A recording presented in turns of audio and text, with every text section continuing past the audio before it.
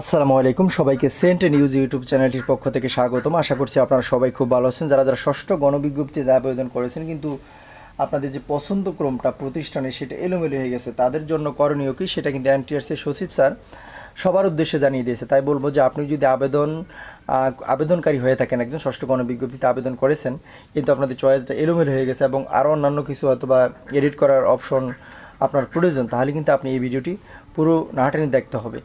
কারণ হচ্ছে এই ভিডিওতে আমরা এমন কিছু গুরুত্বপূর্ণ আলোচনা করব, সেটা যদি আপনি দেখেন তাহলে কিন্তু বুঝতে পারবেন যে আসলে আপনার চয়েস রিওয়ার্ডের সুযোগটা লাগবে কিনা।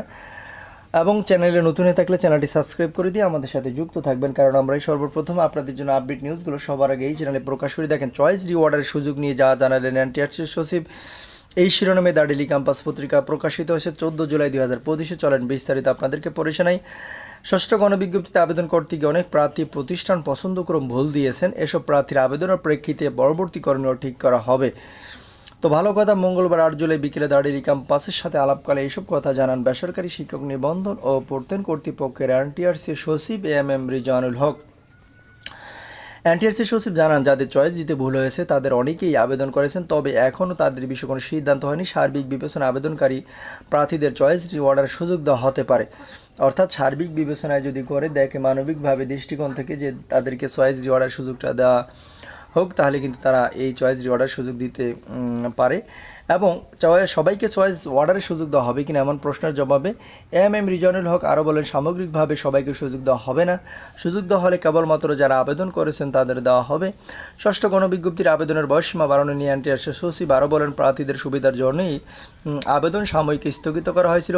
এখন সবাই আবেদন করতে পারছেন, কারো কোনো অসুবিধা হচ্ছে না। কাজেই আবেদনের সময় বাড়ানোর প্রয়োজন আছে বলে মনে হয় না। এর আগে সারা দেশের এমপিভুক্ত স্কুল বেসরকারি প্রতিষ্ঠানগুলোতে 1,28,22 জন শিক্ষক নিয়োগ দেওয়ার লক্ষ্যে ষষ্ঠ গণবিজ্ঞপ্তি প্রকাশ করে বেসরকারি শিক্ষক নিবন্ধন ও প্রত্যয়ন কর্তৃপক্ষ এনটিআরসিএ। গত 22 জুন থেকে শুরু হয় এই আবেদন 10 জুলাই রাত 12টা পর্যন্ত চলার কথা রয়েছে। আবেদন ফি জমা দেওয়ার সময়সীমা নির্ধারণ করা হয়েছে 13 জুলাই পর্যন্ত। প্রকাশিত ষষ্ঠ গণবিজ্ঞপ্তি অনুযায়ী দেশের স্কুল, কলেজ, মাদ্রাসা, কারিগরি, ব্যবসা, ব্যবস্থাপনা শিক্ষা প্রতিষ্ঠানে মোট 1,28,22টি এমপিভুক্ত শূন্য পদে শিক্ষক নিয়োগ দেওয়া হবে। এর মধ্যে স্কুল ও কলেজে 46,211টি, মাদ্রাসা 53,501টি এবং কারিগরি, ব্যবসা, ব্যবস্থাপনা প্রতিষ্ঠানে 1,110টি পদ ফাঁকা রয়েছে। আবেদনের যোগ্যতা নির্ধারণে বলা হয়েছে, প্রার্থীর বয়সসীমা 4 জুন 2025 তারিখে সর্বোচ্চ 35 বছর হতে হবে, যেদিন 18তম শিক্ষক নিবন্ধন পরীক্ষার চূড়ান্ত ফল প্রকাশিত হয়েছে। পাশাপাশি নিবন্ধন সনদের মেয়াদ ফল প্রকাশের তারিখ থেকে 3 বছরের মধ্যে হতে হবে। বয়স ও সনদের মেয়াদের শর্ত পূরণ না করলে প্রার্থী আবেদন করতে পারবেন না। আশা করি সবাই বুঝতে পেরেছেন। পরবর্তী নিউজ দেখার আমন্ত্রণ রইল। আসসালামু আলাইকুম।